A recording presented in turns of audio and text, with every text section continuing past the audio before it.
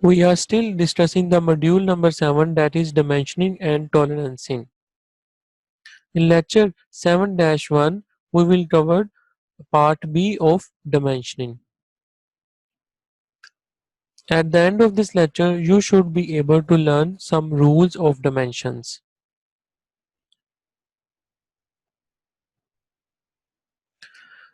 The main or the important purpose of dimensioning is to provide a clear and complete description of an object.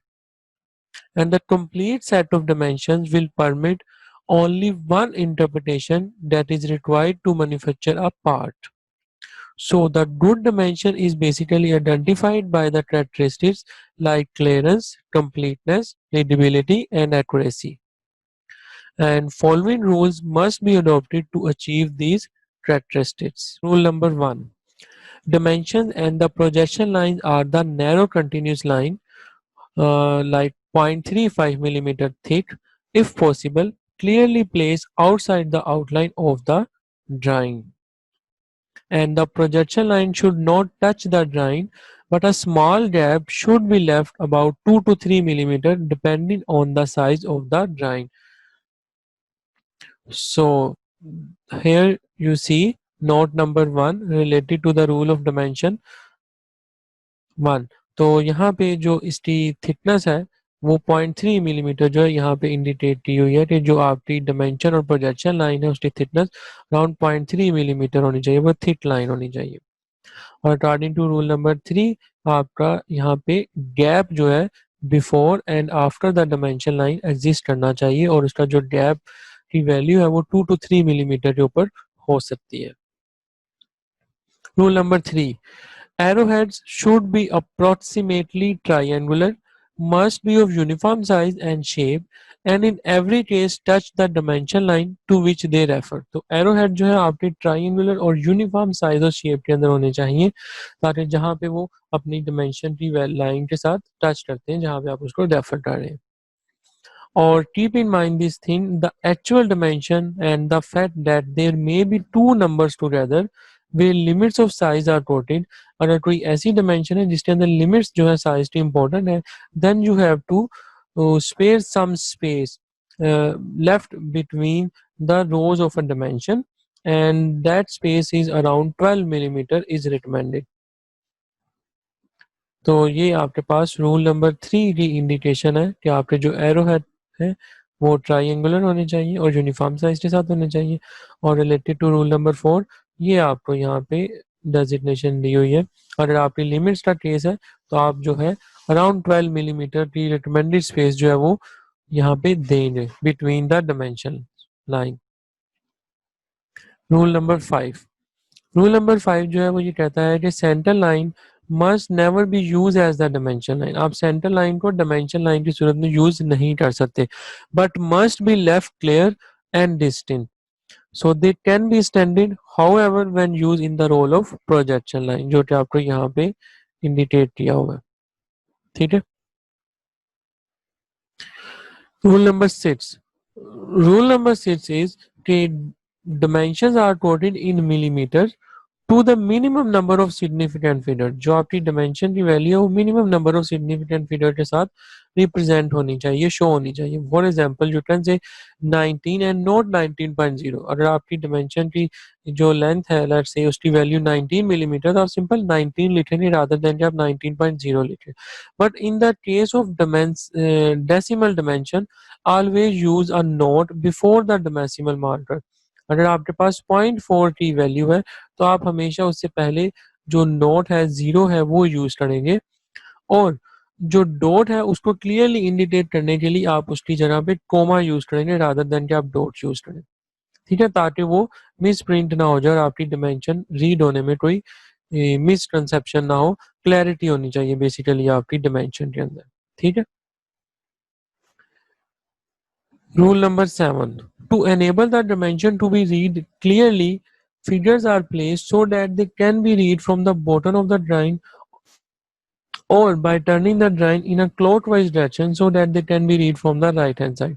तो आपकी जो dimension की values है वो bottom से आप approach होनी चाहिए तब इस तरीके से read करें और right से left. ताकि आप इन डायमेंशन की वैल्यू को रीड कर सकें। रूल नंबर 8 ये कहता है कि लैडर लाइन जो है इट शुड बी और use to indicate with the specific indications are apply. अगर किसी स्पेसिफिक जगह पे आपने इंडिकेशन देनी है तो वहां पे आप लैडर लाइन को यूज कर सकते हैं। और लैडर लाइन जो है वो hole is directed toward the centre point but terminate at the circumference in arrow.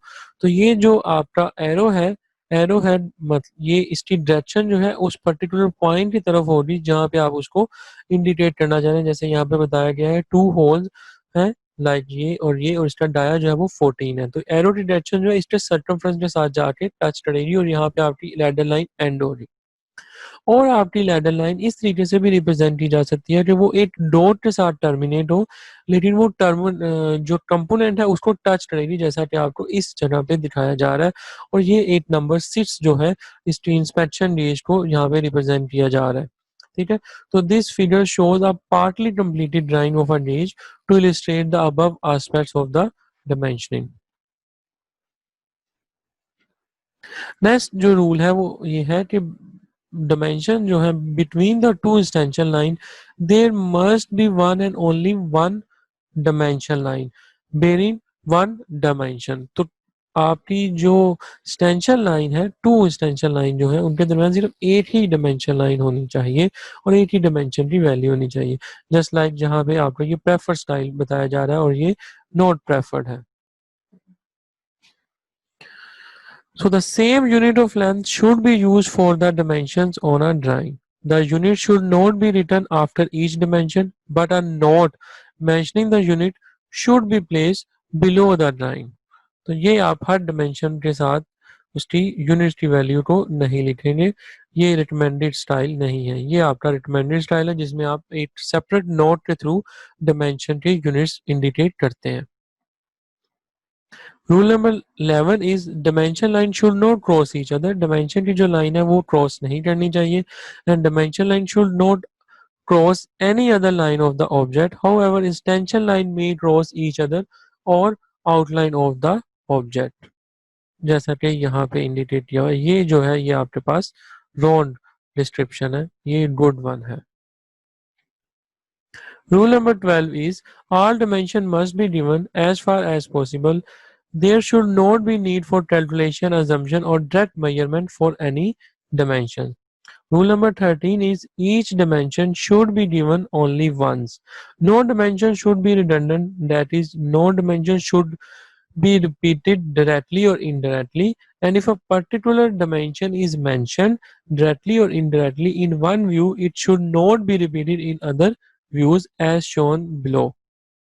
ये आपके पास करेक्ट ओरिएंटेशन है और ये आपके पास रॉन्ग ओरिएंटेशन है। ये आपके पास रॉन्ग ओरिएंटेशन है और ये आपके पास करेक्ट ओरिएंटेशन है। ठीक है। Rule number 14 is when it is necessary to place a dimension within a section area, leave a blank space for the dimension as shown here. जब भी आपने सेक्शन लाइन के अंदर डिमेंशन प्लेस करनी है तो आप एक ब्लैंक एरिया जो है वो बीच में प्लेस करें। सो avoid dimensioning the hidden line. Hidden line को जो है हम डिमेंशन नहीं दे सकते। It's not the preferred style, this one is the preferred style. Rule number 16 is smaller dimension should always be placed near the views. The next smaller dimension should be placed next and so on, so that the overall dimension should always be away from the view. This will avoid the crossing of extension line and the dimension line as indicated in the figures below. All nodes should be written horizontally. Place the dimension with the view that best show the characteristics, contour or shape of the object as shown in this figure। कि जहाँ पे आपका best characteristics of shape की नज़र आती है वहाँ पे आपने डिमेंशन प्लेस करनी है रादर देन कि आप उस जगह पे प्लेस करें जहाँ पे आप प्रॉपर शेप की डिस्क्रिप्शन नहीं अंडरस्टैंड कर सकते। जैसे कि इन व्यू के अंदर आप प्रॉपर इसकी आइडेंटिफिकेशन जो है अपनी शेप की नहीं कर पाएंगे जो आपको यहाँ से हो रही है। तो आप अपनी डिमेंशन उस जगह पे प्लेस करेंगे।